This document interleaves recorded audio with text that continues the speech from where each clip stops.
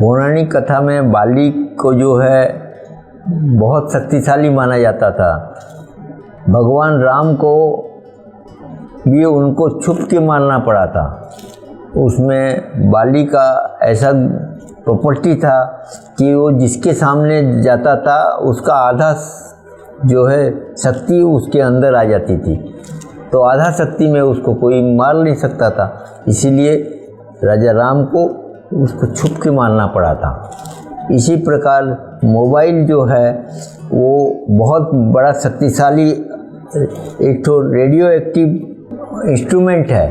वो इंस्ट्रूमेंट जो है अगर पास में रहेगा तो वो शरीर का उसका कनेक्शन जब शरीर के साथ रहेगा तो उसकी आधी शक्ति खींच लेता है। तो व्यक्ति आधी शक्ति में ही काम करता है।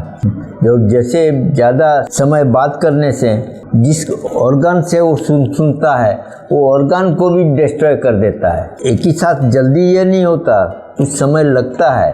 जैसे शराब पीने से व्यक्ति पहले उसका कुछ खराबी नहीं होता, बाद में लीवर डिस्ट्रॉय होता है, किडनी डिस्ट्रॉय होता है, वो समय लगता है। इसी प्रकार ये भी अल्कोहल के जैसा है। इसका सदुपयोग करने से दवाइयों में अल्कोहल गिरता है। प्राय दवाइयों में टॉनिक में alcohol, methyl alcohol, ethyl alcohol वगैरह रहता है। शक्ति का सदुपयोग करने से बहुत अच्छा है और उसका दुरुपयोग करने से बहुत खराब है। सदुपयोग करने से आप आज जितना दुनिया का सब अच्छा ही हो रहा है उसका सदुपयोग तो है, लेकिन लोग दुरुपयोग ज़्यादा कर रहे हैं।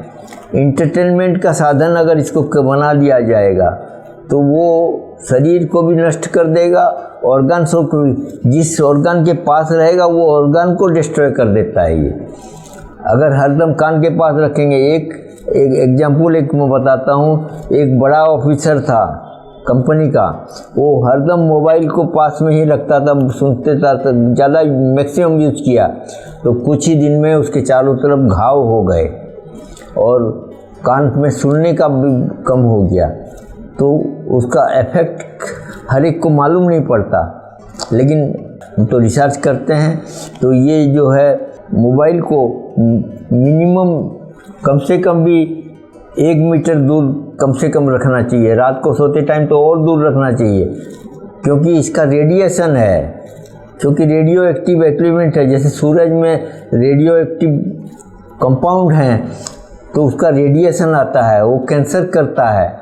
इसी प्रकार मोबाइल का भी जो है रेडिएशन होता है। एटॉमिक एनर्जी की जैसा एनर्जी है, तो एटॉमिक एनर्जी हिरोशिमा नागासाकी में जब बम गिरे थे वहाँ लोग अपंग हो गए थे। उसका प्रभाव क्या था? यही प्रभाव तो था, ये एटॉमिक एनर्जी का प्रभाव था। इसे खिलौना का सामान नहीं समझना चाहिए, इसे एंटरटेनमेंट का इंस्ट्रूमेंट नहीं समझना चाहिए। इसको यूज कर इंस्ट्रूमेंट रखिए। जब फ़ोन बजे अपना उठाइए, बात करिए, जो बात करना है, आपको बात करना है या सामने से आए उसको यूज करिए। लेकिन इंटरटेनमेंट, उसमें फिल्म देखना या बहुत समय देखना करना, या बच्चों को जो पकड़ाया जाता है, बच्चे खाना नहीं खाते हैं, वो बहुत ख़राब है। इसका रिजल्ट बहुत कुछ दिन बाद मालूम पड़ेगा। ये कलियुग का ही एक महान अस्त्र है जो कि लोगों को बहुत कम उम्र कर देगा। तो इसलिए इसका सदुपयोग करना चाहिए, इसका दुरुपयोग से दूर रहना चाहिए। यही मेरी प्रार्थना है।